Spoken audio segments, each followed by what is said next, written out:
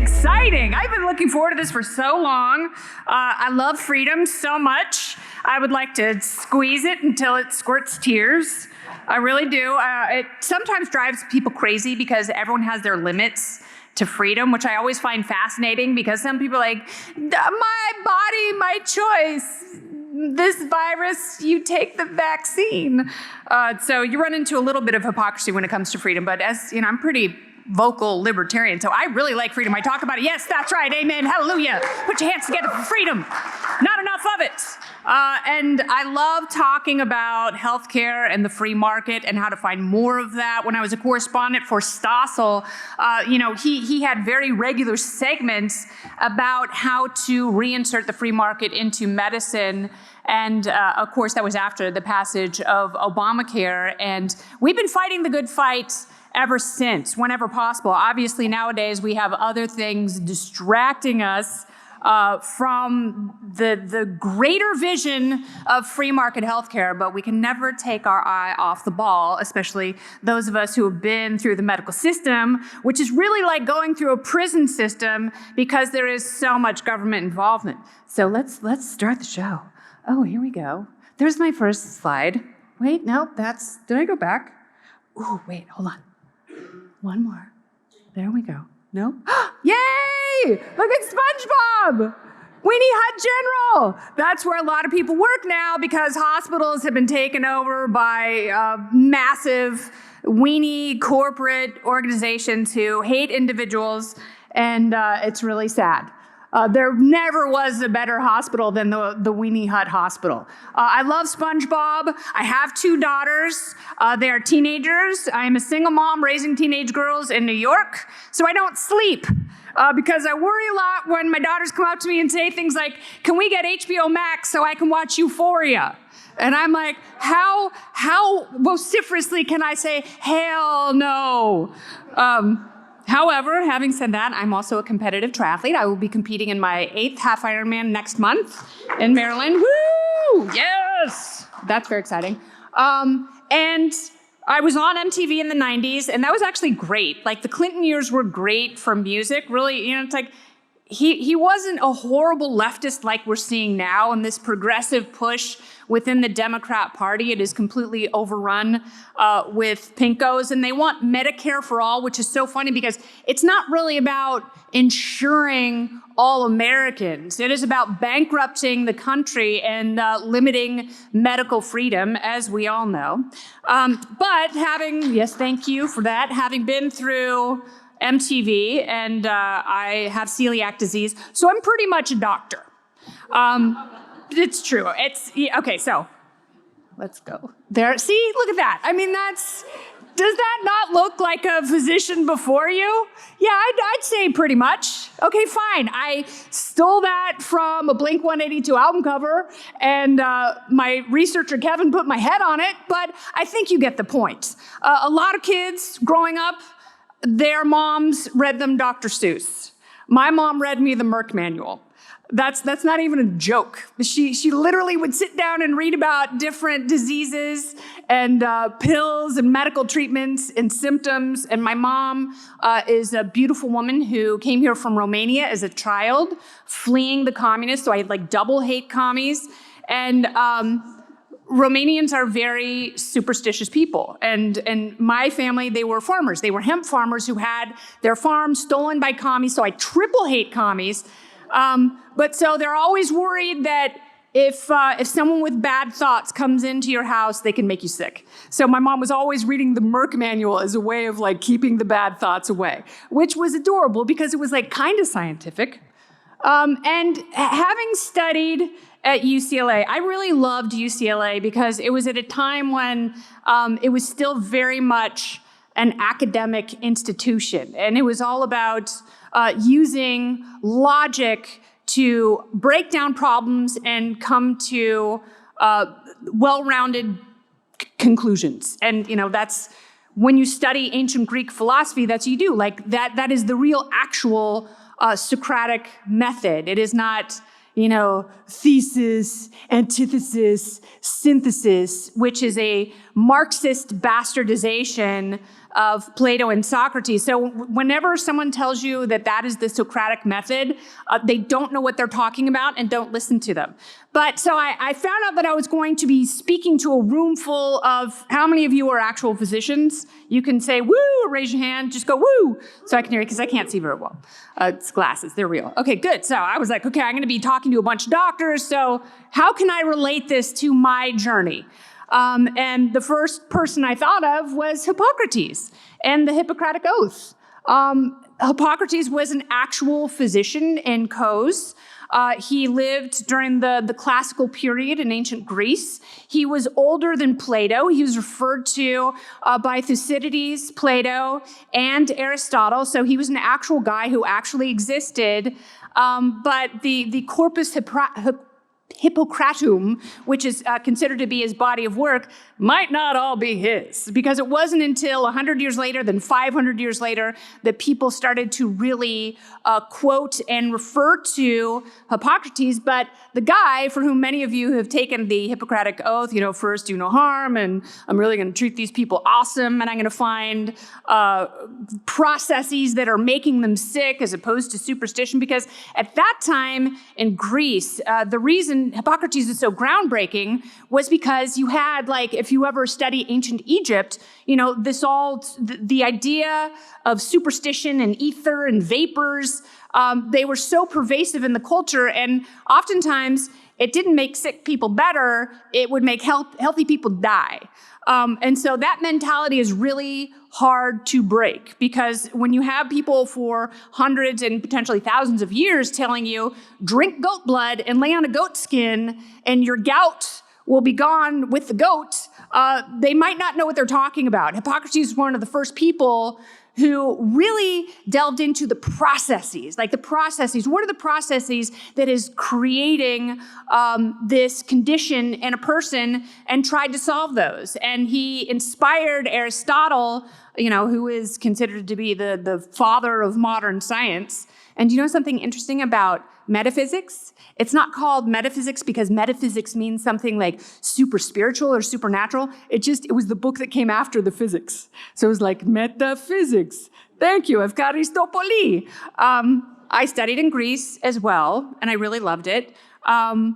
Hippocrates was referred to by Plato as an Asclepiad, and that was someone who was a physician, and Asclepius, as you know, the son of Apollo, and his mom was screwing around. So Apollo, through his mom, Apollo, of course, one of the Greek gods, who lived at the Parthenon and probably totally partied and drank ouzo, and he was a bit of a rabble rouser.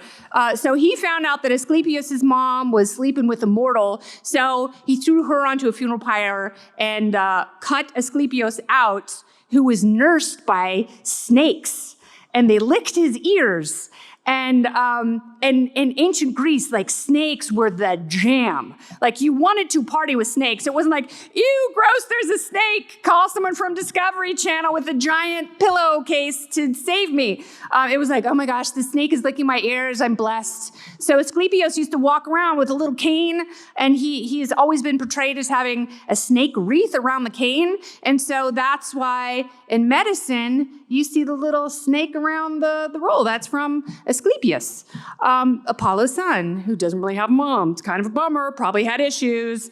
But Hippocrates was an Asclepiad. He was a physician. There is an oath. There are writings that are thought to be his. In the 20th century, they did a much deeper Hippocratic dive, which I think is fantastic. So I love ancient Greece. I studied in Greece. When I was at UCLA, I studied archaeology and philosophy, and it was really awesome. And I didn't go to college until I was 28 because I was on MTV partying with Snoop Dogg and Kurt Cobain. So what would you do? Like, if you're like, oh, I could get up at 8 in the morning and be completely miserable and learn stupid things from people who live in a bubble who don't really care about my life and are just, safely wrapped in academia, or I could party with Kurt Cobain and Snoop Dogg.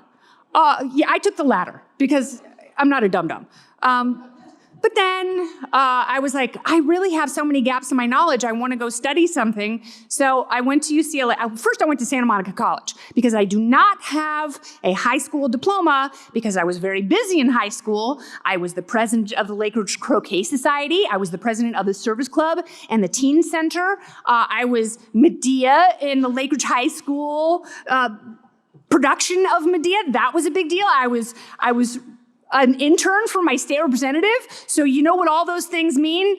One of us wasn't spending a lot of time in actual school. And so one of us failed quite a few classes, although we had a very impressive list of extracurriculars. Turns out colleges, that doesn't really get you. And they go, atta girl, and we're gonna let Jenny Asclepius in, and you can go sit on your keister. So I did, and I worked at a radio station, and I talked my way into an audition and got a job doing part-time overnights at karaoke radio in Los Angeles, which was really great. And then my boss who hired me left, and I thought I was going to be fired the next day. He went to MTV as a senior VP of programming. They fired all the VJs, and he was like, would you like to audition? And I said, oh, you mean and not be unemployed? Yes, I'll take the audition. Somehow passed, and I worked at MTV for 5 years, which was really great. So now you're saying, so what do we have in common? You were on the radio and then you were on TV. I will tell you. Who are my favorite TV doctors? As you sit and think about this, perhaps there were people on TV who inspired you on your medical journey and your medical journey that embraces the beautiful, luscious free market. So who are my favorite TV doctors? I'm so glad you asked. Dr. Miranda Bailey. I love Dr. Bailey. Anyone who has seen Grey's Anatomy knows that she is given dumb interns every year who are doing nothing but boning hot doctors, which, as an aside, clearly, this was just meant to somehow get people to go to medical school. Like, that's why Grey's Anatomy was created. I'm convinced some person running medical schools went to Shonda Rhimes like, listen, we have so few applicants. This is really going to be dangerous because society is aging. There aren't enough of us. Can you make a show where attractive interns are boning hot doctors? And she was like, yes, Grey's Anatomy, they'll all be in Seattle. Because anyone who's been to Seattle, but they're so attractive. They're pale Vikings. Is anyone from Seattle? Maybe I should ask that first. Great city. I love it. So much coffee. So rich in musical history. Heart. Pearl Jam. So I love Miranda Bailey. And by the way, Miranda Bailey, she is the poster child for why we need innovation and why we need the government out of medicine. Do you realize the things that she has created and done? She hollowed out HIV viruses and put them into a boy and cured his rare incurable blood cancer. And that was just like one of many things. The automated robotic skills lab, and she was the chief resident, and then she became the chief of surgery. She's incredible. I know she's not real, but allow me to have this for a moment, please. Here's another one. Trapper John MD. Trapper John MD. This was a spinoff of MASH. So this guy was knee-deep in horrible decisions made by our federal government in a protracted war in Vietnam, where he had to use all of his skills to save the lives of young men and women who were thrust into combat through conscription, all of these horrible government ideals. And then he lands up in San Francisco, where he's surrounded by stinky commies who are pooping in the streets. And this is a guy who much rather would have gone back to an era before Medicaid, before Medicare, so he could have treated patients one-on-one. I bet you Trapper John MD would have taken your appendix out with a spoon in the parking lot and written you a thank you letter afterwards. So I really liked him. I also like Dr. Feelgood. Yes, because now physicians have to treat thousands of patients in order to make any money at all. Literally thousands of patients. Whereas before, it'd be like maybe a couple hundred. You sit in the office, then you go in the exam room, and you poke around and you do all the things. It's like, I think that there should be a menu so you know exactly what you're paying for in healthcare, so you could pay to get poked extra. Okay, that's an aside. But Dr. Feelgood, thousands of patients, thousands of panties thrown at him, And he probably has the immune system of a 400-year-old steel bull.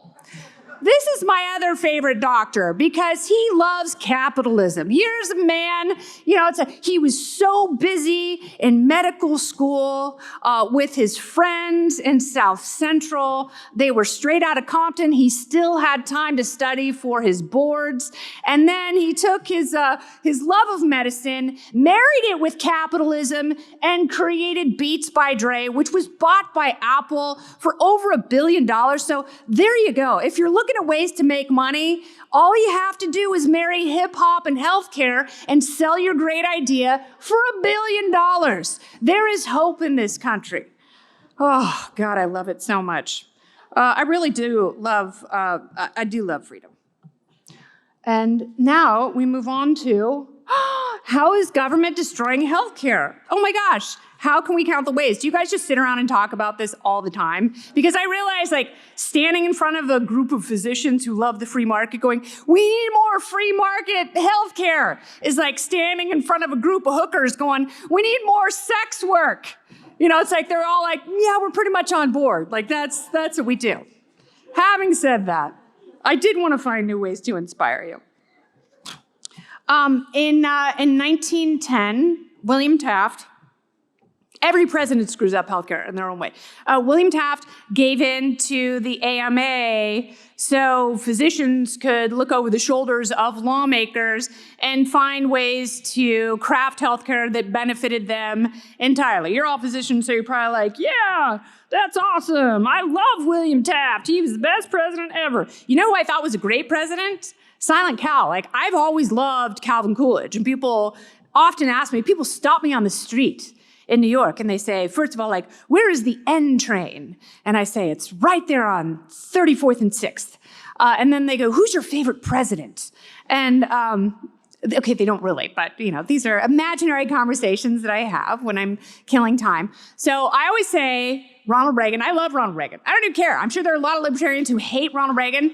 I will take your smattering. I love Ronald Reagan. I love everything he did. I love what he stood for. I love the way he communicated. I love that he couldn't stand commies. That is so near and dear to my heart. And even as a libertarian, every president does things wrong. And Reagan, not immune to criticism, but I absolutely loved him. And I was in high school when he left office, and I cried. I watched the TV when he was making his farewell address, and I cried like a baby. Like the episode of Grey's Anatomy, where I hate to spoil it for you, who are only on season 8, Derek Shepherd doesn't make it. That was a really sad episode too.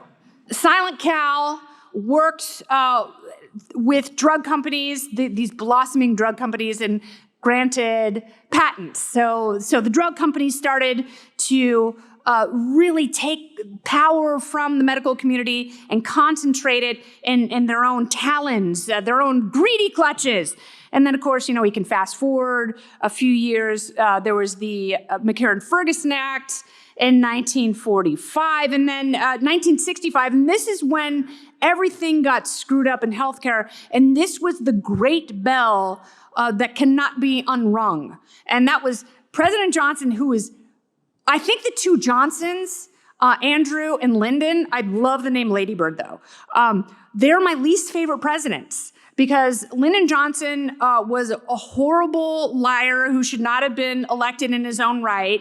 And he really screwed the pooch with Vietnam, completely lied to the country. And all you have to do is look at the end of his presidency in 1968 and see what the tenor was in this country. And whenever things get bad, even in 2020, when people were marching down the street and they were screaming and they were burning and they were hurting people and they were blinding cops with laser pointers, I would go back and look at footage from 1968. And I'm like, it feels like it's the worst time in our history. It's not. And Lyndon Johnson gets a lot of blame for that. Also, Medicaid and Medicare created then. And that is the bell that you cannot unring, because anyone will tell you that the system that we have, even the private health insurance system we have, the coding and the billing, that is all modeled on Medicare. And insolvency never looked so terrifying. All you have to do is look at these programs and, you shake your head and you go, that's why many of you have opted out of insurance, because you're shaking your head going, the bill is coming. It is coming. And when it comes, it is going to knock us on our collective keister, and it is all about collectivism. Fast forward to Obamacare. So this is what I don't understand. The medical system, whether it's hospitals, if you are a patient, you look at the medical system and you see that it is covered in tape redder than Satan's bungus. And who looked at that? Who looked at all of this, at the impossibilities and the bureaucracy and the inflexibility and the rising costs and the direct correlation between the amount of government involvement and the rising costs? Who looked at that and went, you know what? We need more government involvement. That's what we need. We need the heavy hand of the federal government smothering our once beautiful healthcare system into oblivion. But that's what happened with Obamacare. But now with people like AOC and Bernie Sanders, and I don't care how you feel about them. I can't imagine there are too many of you in this room who are free marketeers who are like, yeah, Bernie Sanders is great. Redistribution does not work. It does not work anywhere in any sphere. It does not work over there. It does not work over here. It does not work with my ham.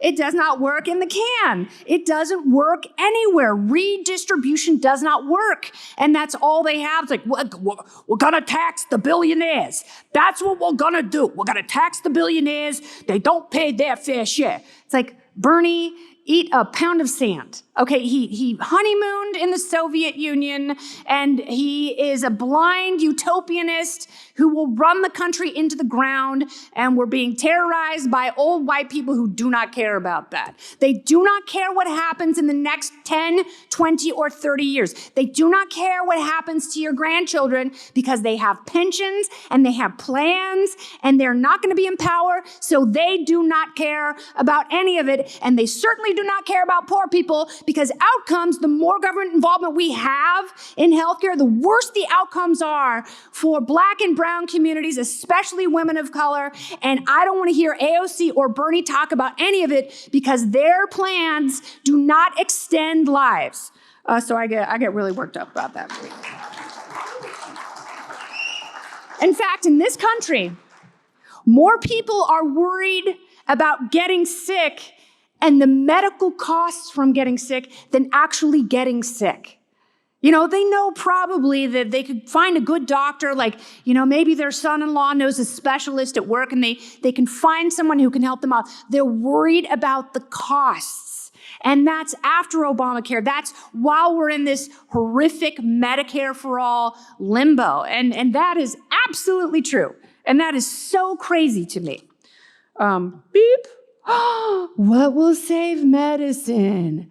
The free market will save medicine. I don't know if any of you have heard that, but it's a really wonderful thing. And that's, like I said, on Stossel, we would talk to various clinics.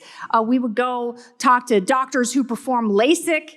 I had a colonoscopy at Cedars-Sinai a couple years ago, and they're like, we have to tell you this, but if for some reason your insurance doesn't cover the anesthesia, you have to pay $400. I'm like, why don't you tell me this more often? Why don't you tell me everything that I could potentially pay for? Why don't we have informed consent about every procedure and all of these things that we might go through before it happens, before we get a bill, which is essentially a contract? Like, once you get the bill, you have agreed to the price.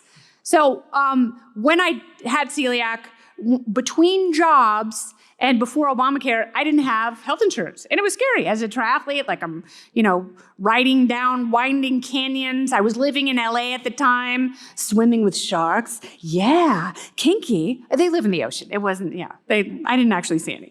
But, they're there. I tell people that. But it's scary. And then, all the things that can compound with a condition like celiac. So, what I did? Every time I went and saw a doctor, I told them I don't have insurance, but, tell me what you get paid by an insurance company and I will pay you that, because it's a fraction of what they would charge me, but I'm good for it. So, there are so many people who would be best served by systems like that. So they could have a greater choice in what their healthcare, the procedures, medicine, prescriptions, everything else, if they had a better sense of what things cost. So, my almost 17-year-old, during the pandemic, it was tough being in New York. It was tough for everybody. But in New York City, it was scary because crime was going up. You didn't know how contagious the virus was. Kids were all on Zoom. Everyone's locked in their house. Nothing is open. You can't go to any restaurants. I know in places like Texas and Florida and South Dakota, I think so, one of the Dakotas, and Tennessee, places like that, you guys were open for business. That's great. How was it? It's like we were held hostage in our apartments, terrified to go outside because there were angry mobs burning everything.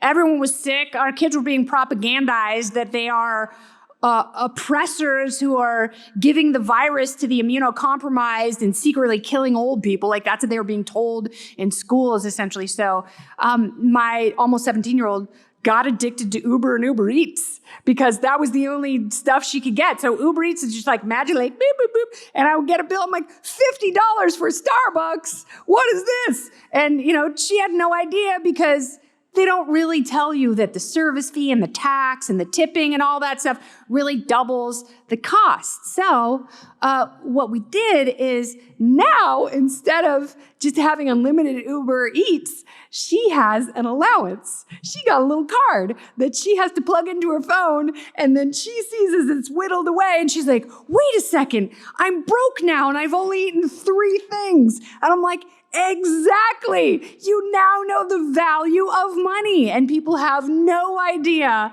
what things cost in terms of their health care. And maybe we have to treat the entire country like everyone is a bunch of almost 17-year-olds. I think we would actually be in a better place. Okay, so now you're like, wait a second, madam. Yeah, I see the free market will save medicine. We know that. We are part of the Free Market Medical Association, very happy about it. Can I just, by applause, who loves the free market? Okay, thank you very much. Thank you very much. I just want to make sure I'm talking to the right group. What if I had accidentally stumbled into the Pinkos of America? And like, we love communism, it's the best. I'm gonna make a TikTok about redistributing my mom's Chanel bags. My worst nightmare, by the way. So, hypochondriacs, man. You're sitting on a gold mine. I don't know why physicians don't take advantage of this. Oh, but just to be sure, let's run some expensive tests. Why do you guys turn hypochondriacs away? Don't you realize, that's all you have to do is go, yes, stroke your chin. Very interesting. I'm not sure what could be going on here. Let's run some tests. That makes a hypochondriac's heart sing. That's exactly what you want. I mean, that is, if we have Medicare for all, and you have a nation of hypochondriacs, and the government has to pay for it, we are swirling down the toilet. Albania is gonna look like a paradise compared to what the United States is gonna be if hypochondriacs get a hold of a socialistic Medicare for all system. Oh, that's gonna be awful. But until then, you guys, you're running stuff out of insurance. Seriously. And that's if you go to a wellness clinic, that's all they do. It's amazing. If you go to a wellness clinic, and you guys are from Phoenix, right? If Phoenix, Sedona, you have all sorts of these things where people are like, yeah, come on in. You got toxins? Oh, we can help you. We can run some tests. Yeah, we'll run some tests. We'll put your feet in a tub with a bunch of crap, and it turns black because that's all the toxins coming out of your feet. It's no, it's not. It's like Pop Rocks. But that's the entire system, med spas and wellness clinics. That's the future of medicine. Get out of this surgery and helping people. Just tell people oh, do you know how many heavy metals there are in conventionally grown spinach? oh, we have so much work to do. This is going to take a program with detoxing and mineralization. It's like, what? Yeah, absolutely. I mean, you want the toxins out of your body, don't you? So yeah, hypochondriacs, man. You guys really have to tap into this. You took that Hippocratic oath way too literally. You're not really harming people if they're getting off on getting a bunch of tests, are you? Yeah, I didn't think so. I don't know. Oh my God, this is my favorite part. So, my favorite thing in the world is to talk to physicians and ask them, how did you find your specialty? How did you decide what to specialize in, especially surgeons, because it's really, really interesting. And if you get, and I'm sure we could do this here, like it'd be a fun drinking game. You get like a few surgeons at a table, like a brain surgeon, and you get, a cardiothoracic surgeon and a liver transplant specialist, and you sit them all down. Like they're going to be civil for like 2 seconds, but it's always the neurosurgeon who freaks out. It's like, do you know how hard neurosurgery is? Do you know how hard it is? Okay, try taking microscopic spaghetti and sewing it together with your thoughts. And then they all start attacking each other. It's the best thing in the world. Maybe I know too many doctors, but it really is my favorite game to be like, I don't know, it doesn't seem that hard to transplant a liver. You say that to a liver surgeon, and they go, I think it's tougher to do a kidney. Like, oh my God, like my 4-year-old could transplant a kidney. It's literally like a human tinker toy. You take it out, you snip it, you put it in, you barely sew it, and you're good. It's just a kidney. Do you know how complex the liver is? So I put together a little list of some of my favorites. Proctologists. What's going on? Seriously. Like, who goes through medical school and is like, you know what? I love the human body. I love optimum health. I'm going to stick with butt stuff. I mean, I know, as a celiac sufferer, believe me, I spent a lot of time in a lot of offices of gastroenterologists and all sorts of specialists, and we have spent hours talking about poo. I totally get it, but just the butthole? I think you guys are fetishists, and you're like, yeah, show me your business. And it's like, doctor, I thought this was supposed to be professional. And of course, there's like the bad joke where the guy goes to see his proctologist, like, hold on, my nurse will be in and we'll do an exam. And so the nurse comes in with a tray, and it's got, gloves and some lube and a can of beer. And he goes, nurse, I said a butt light. That's like one of my cheesy jokes that my dad told me. I thought it was really funny when I was 12. But so, seriously, like, is proctology still a thing? Like, haven't you renamed it? Like, you can't call it Uranus, it's Uranus. Ass Man, that's right, on Seinfeld. Cardiologists, these are my favorite. I am God. I have an MD from Harvard, and I'm never, ever seasick. I am God. Cardiologists, are there any cardiologists in the room? Bum, bum, bum, bum, bum, bum, bum, bum. I love, one of my very best friends is a cardiothoracic surgeon, and I love giving her a couple glasses of wine and getting her all torqued up on surgery. I'm like, seriously, what is it like touching a human heart? She's like, it's amazing. It's like someone's life is in your hands. And, they turn into these South American gods and like, but yeah, cardiologists, they Malice, Alec Baldwin, like, that's real. That's how they chose their specialty, because they're like, I want to be the most important high-octane surgeon in the world. I want to hold and heal hearts. My name is Dr. Oz. He was actually a very good cardiothoracic surgeon before he, went the Oprah route. I think he's lovely. I think he's going to win. I don't know. Maybe. Would you vote for him? Anyone here from Pennsylvania? Or are you just not admitting it? Are you mad and like counting the seconds until this is over? You can tell me. We're friends now. You have to tell me. It's the law. I am God. Yeah, that's you guys. That's all you heart surgeons who are like, we're not talking about anything. We want to do heart surgery without insurance or anesthesia. Male gynecologists. What's the deal, guys? Seriously, what's the deal? Any male gynecologists in here? You can tell me. I have a vagina. You can trust me. Which is the thing, which is why, no offense, I would never in my whole life go to a male gynecologist. I had 2 children, both naturally with no drugs, no epidural. I was very dead set on that. It was the 2000s. You wouldn't understand. Some of you are way, way too young. You weren't even born then. But I was, really just dead set on having a natural childbirth. And so when you do that, anyone here have natural birth? Woo, yes. Yeah, there she is. There she is. I see you. Both my daughters are like, why? And I'm like, oh, no, I think a thank you would suffice right now. But at one point, a male OB came in to check me. I was like, nope, you have no idea what I'm going through.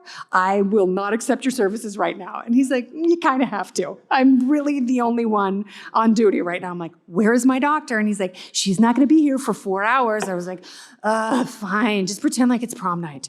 But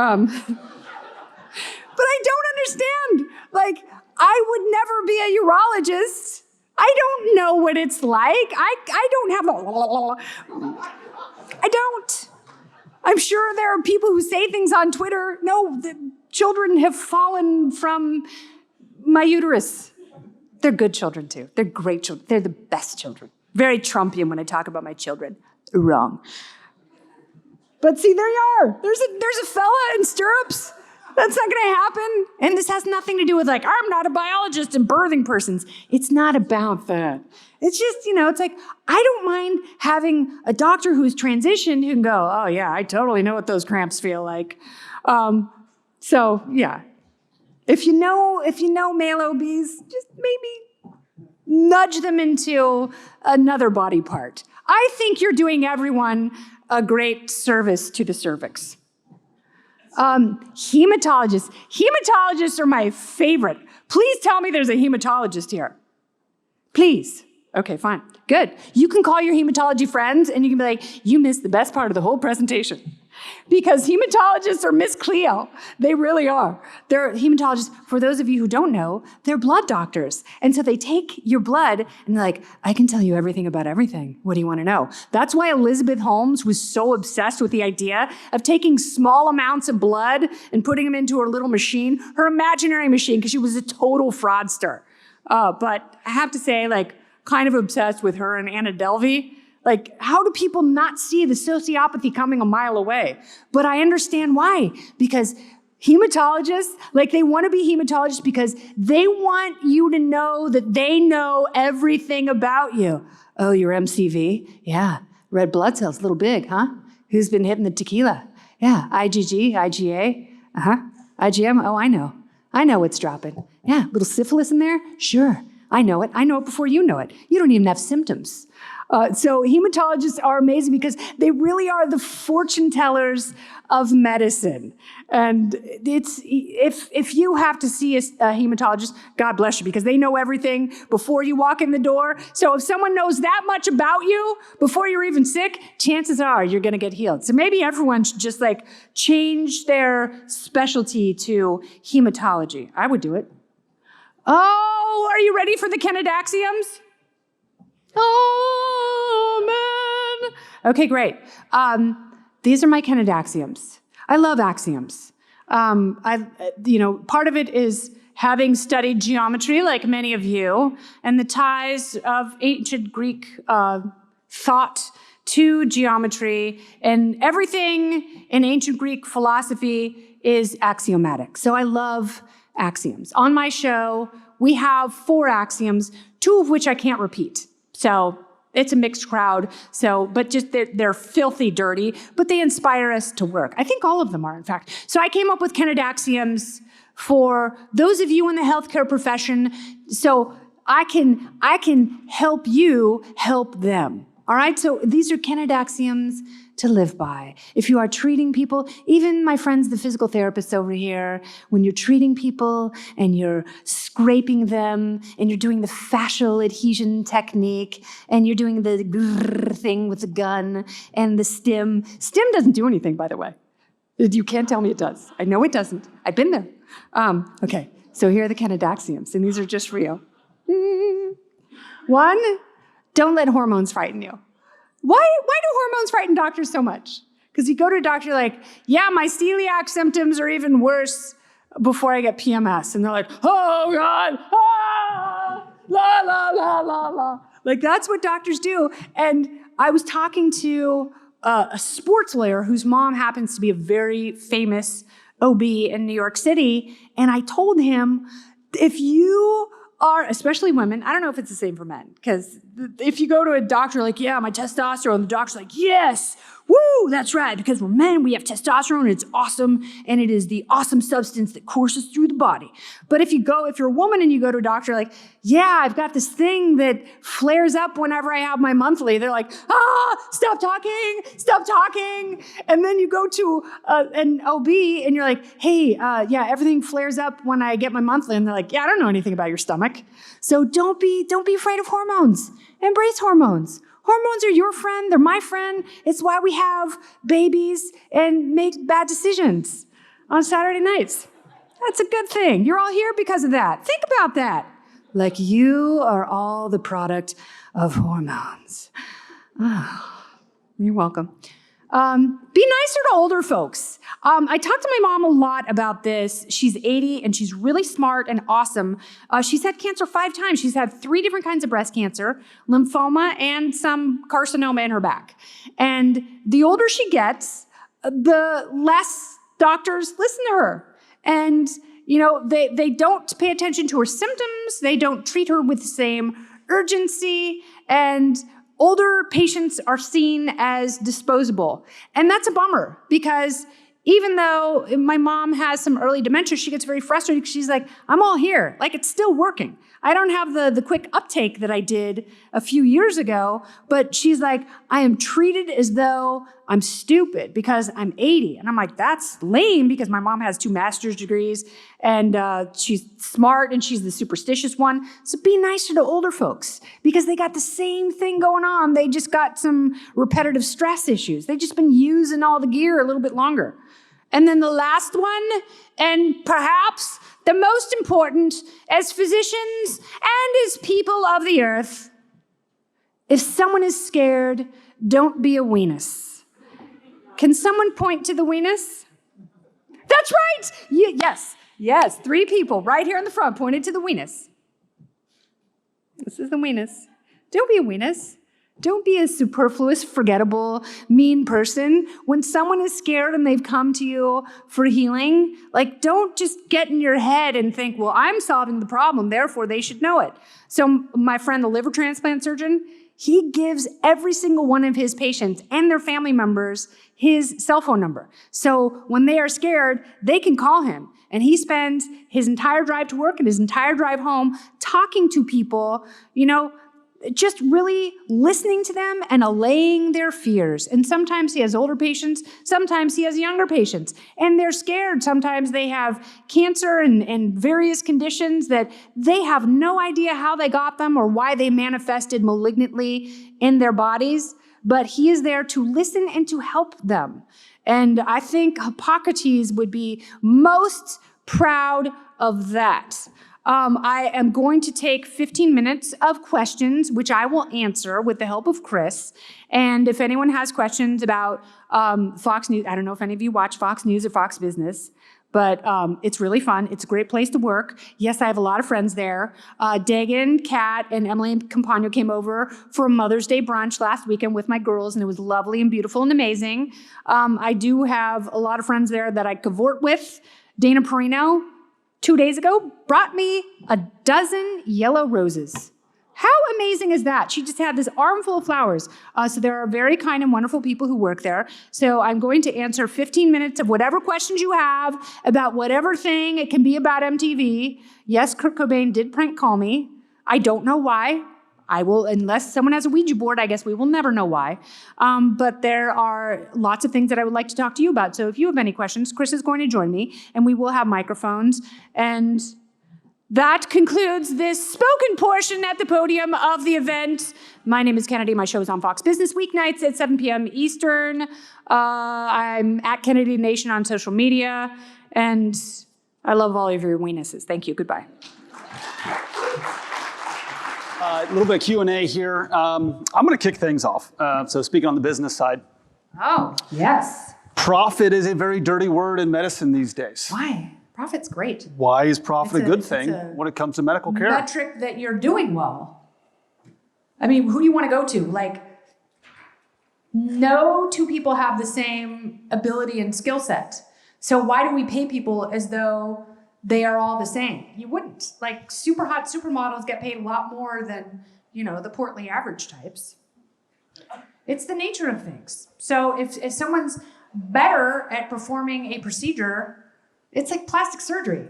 You don't want to bargain plastic surgeon. You want to save up your money and go to the best person possible. So you look like Giselle Bundchen. Don't you think it's weird that her family ended up in South America and she has a German last name? Why does no one talk about that? I do. We have a group of medical students with us today who, just talking to a couple of them. Oh, the Canadaxiums should have helped you. And did you get into medical school because of Grey's Anatomy? Yeah. It's almost this culture where they're afraid to pop their heads up and talk about anything free market related. Going back to profit being a dirty word. Yeah, and it's endemic in education, but medical education is not spared. No, it's not. I mean, no education is spared. You can get a lecture on communism in a math class. And it just goes to show where the culture is and how the loudest voices in culture have pervaded throughout every institution, including medical schools. So that is not shocking to me at all. And when I talk to physicians I know who've been at it for a long, long time, especially those who are at teaching facilities, they're like, people now they do not want to work as hard. Like, they don't want to work long hours. And I blame William Taft. Last question, before we open it up to audience, you stated an avid libertarian and mostly two-party system. Mm-hmm. In my view, one party has bad ideas, the other party has no ideas. Okay. So how do you combat a consumer message when one party's out there shouting Medicare for all, free ice cream for everybody, and the other side scratching their head saying, well, we know the free market works, but how do we get that through to people? Stop voting for Democrats and Republicans. It's like I have a lot of libertarians on my show, but we cannot have two factions. And it's no surprise that Republicans don't have any ideas. What did you expect? There are physicians within the Republican caucus, and it's like, I think they're more interesting to listen to, like Senator Barrasso and Senator Paul. They have much more skin in the game, but they can't dictate everything. With that, anybody in the audience, raise your hand, stand up, and we'll get you a microphone. Hi. Don't be shy. We've had such a nice time. There's a guy. Got one up here. We got. I didn't say gynecologist. I said guy. Where's the gynecologist? Okay, I got a question for you, Kennedy. Okay. So speaking of, where are you? Over here. In the back. There you go. Hi. So speaking of libertarian, can you nail it down to one specific event or subject matter that made you decide that you believed in libertarian values? It was probably 3 events. One was in 1993, I went to dinner with Kurt Loder, who, of course, was the champion of greatness on MTV News. And he gave me Ayn Rand's objectivist epistemology, and I didn't know what any of those words meant, the name or the description. And I read it, and I was like, this is actually really interesting. And another was Penn Jillette. I hosted a Halloween special, and Penn and Teller were part of it on MTV. And Penn came up to me, and at the time I was a very vocal, self-described Republican, and he said, you're not a Republican. And he told me the criteria for being a libertarian. He said, you're a libertarian. I was like, I didn't know what that word meant. And then I was fortunate enough to have some conversations with Frank Zappa before he died. And I felt like his political philosophy was very, very well informed. And from that point on, it was really just a personal political exploration to try and figure out what resonated with me and what I loved. And I love freedom. Yeah, that's right. Howdy. So, Hi, Mr. Man. Hi. so if no questions are off limit, and I need to know your opinion then on what happened with the 2020 coverage by Fox News and the way it almost seemed like there was a tension between many that were speaking, and then there was this, to me, it seemed like a very perceptible kind of left leaning in the way they were presenting election night. And the only one that was kind of countering that was, oh, am I blanking? He's number one now. Opinion. Thank you. Jesus Tucker. Christ, our Lord and Savior. Yeah, that too. I was on Fox He's not on Business. Fox. No, I was on Fox Business that night. So I wasn't watching Fox News. I was on Fox Business with Lou Dobbs and Neil Cavuto and a bunch of other people. And, you know, we were there for hours and hours waiting for all the returns to come in. And we were told that things shut down in Georgia and they shut down in Michigan. And we had conversations on air with the people who run the decision desk. And, you know, it's like there was no, I did not take a leftward turn. I'm a very consistent libertarian and very consistently calling for more parties and more voices. And, you know, it's like I'm just looking for the facts and the truth. And I did that on election night and every other night. And I feel that the people around me that I work with, they do the same thing. We don't get editorial directives.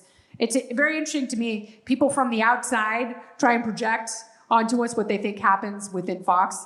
And it is never the case, I can guarantee you. So you think more on Fox Business?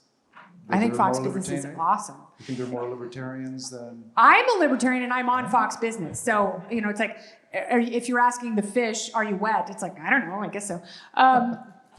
There are people on Fox Business who love economics, they love the free market, and they love helping people succeed and make money.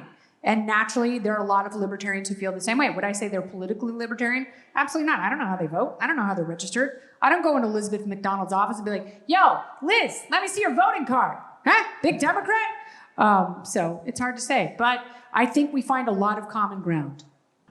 Hi, Kennedy. I'm Dr. Brian Proctor with America's Frontline Doctors. I was just wondering what your opinion was during COVID and all the physician censorship and everything we went through. Wasn't that incredible? I wanted to do a whole section on COVID, but I think I would have run out of time. I personally think that Anthony Fauci is a massive fraud, and I cannot believe that much power was concentrated in one person who has absolutely no idea what it's like to live in the real world. And the conflicts of interest concentrated in one person alone should have been enough to completely remove him from the conversation. I think it is reprehensible. I think it is disgusting. And as a mother, the disservice that was done to the kids in this country, keeping them out of schools while their mental health issues were exacerbated, that is inexcusable. And it is something that we will not see the effects of it for years. And I hope there is some accountability. And I hope it starts with Anthony Fauci. He should be absolutely ashamed of himself. And all of the data bears that out. All of it. I wanted to ask a question on the legalization of drugs. Well, not a question. I just want to hear your comments. Legalization. Where are you? Right here. Right in Oh, front. hi. Legalization of drugs Why are you holding? What? versus healthcare. We've come through opioid crisis. We see the cost that it adds to the healthcare system. A lot of my libertarian friends are like, you know, yes, we need to legalize drugs. Yes. Can you comment on that? Yes, I'm one of those libertarian friends. The war on drugs has failed. It has not kept people safe. It has not kept people alive. It does not take into account that there is demand for drugs in this country. Drugs, by the way, if you read anything from Dr. Carl Hart, very loose term. And, you know, we're very, very judgmental about certain substances and turn a blind eye to others. If more things were legal in this country, then people would know what is in them. I have to have the very difficult conversations with my daughters. I can't be naive. I have to be a realist. And I tell them, do not put anything in your body that you did not buy yourself, either in a store or a dispensary. because I know too many people who have died from opioid overdoses, especially fentanyl. People who thought they were doing heroin and cocaine, and I don't judge them because they are recreational drug users. They're not drug addicts. And they thought they were having fun, and they paid with their lives. So if you don't know what you're putting into your body, if you can't see the ingredients, it is because there is some prohibition at work. Prohibition is deadly. It kills people. We want to keep people alive. It's not about keeping people anesthetized and making sure they're disconnected from reality. We want to keep people alive, and keeping drugs illegal doesn't do that. There is something to be said for the model in Portugal where they saw heroin addiction drop by 90%. And it's because they got people into treatment, they legalized drugs, and they had tremendous outreach helping people, helping them, a multifaceted approach, not only getting off substances, but making sure they had a place to go, they had a place to clean up, they were doing things safely. And if we had a multidisciplinary approach like that in this country, I think we would be much better served. Thank you. We got time for a couple more questions. I want to touch upon price transparency as one of the things you talked about there. I love Why price is it such an awkward conversation for people to ask what the price of medical services are before they go in and commit to it? I think because so many people have become addicted to this this Medicare model. That Here's my we have. card.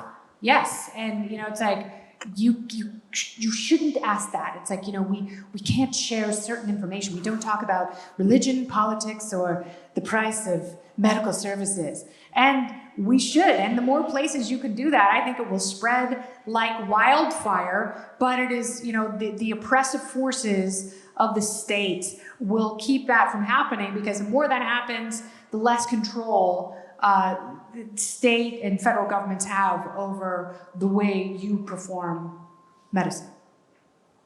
But I love price transparency. I think we should have everything. We're starting to see it more and more states wake up, but the hospitals are fighting them tooth and nail. Yes. And blatantly ignoring legislation, executive orders, blatantly ignoring with no penalties whatsoever. No, and we're going to have it is going to be a completely bifurcated country where, people will take some freedoms and move to Texas, Tennessee, and Florida, and, they think they will be engaging in others, and they will move to places like Washington, Oregon, California, and New York, which it is becoming so costly to live in a place like that. It's no surprise in California, they can't keep U-Hauls in stock because people are leaving with them. They're going to places like Arizona and Nevada and Texas because they will want more freedom. And the more freedom they get, the more they will want. And, it's like the more money the federal government takes from us through taxation, which is theft, the bigger and more powerful and more pervasive they will be. And that is the goal. There's a man back there waving at me because there's another man. You're not supposed to say man. There's a person. This will be our last question. A person who can have testicular cancer, if I can get it out. Mm-hmm. So all of us are mainly conservative. Most of us are very conservative, and the things we speak of are, as you say, controlled by government. Curious if you have an opinion on Fox News not acknowledging, to this point, I believe, the 2,000 Jesus Christmas. I haven't seen it. I haven't seen it. I don't care. I'm doing my thing. I'm putting my show together. I put my show together with my team, not Great bullies speech. on Twitters who give me hashtags about something I haven't seen. And you know what? The more people who try and tell me how I have to program my show, the less I want to see something. And that's the way it is. I read plenty. I talk plenty. I talk to interesting people. I talk to anarcho-capitalists. I talk to people who want to completely take the government that we have and turn it on its head. So I talk to revolutionaries and very unorthodox people. I don't have to see one thing and report on it in one way because people are using hashtags to try and bully me into programming my show the way they want. If you want to program my show, come work at Fox in New York, and then you can have a say. He's talking about 2,000 Mules. It's the Dinesh D'Souza movie that, the Fox isn't talking about it. I'm not Fox. I'm me. I don't program anyone else's show. I don't sit in on anyone's editorial phone calls or anyone's meetings. I talk to my team about my show, and we talk about hot freedom, and we talk about school choice, and we talk about Bidenomics, and we talk about inflation, and we talk about how people can make their lives better. And I'm not necessarily going to talk about something because there's a very loud group of people on Twitter who want me to talk about it. Last question for you. When someone says, Candy, what can I do to further the free market in healthcare? What do you tell them? Encourage good people to go to medical school.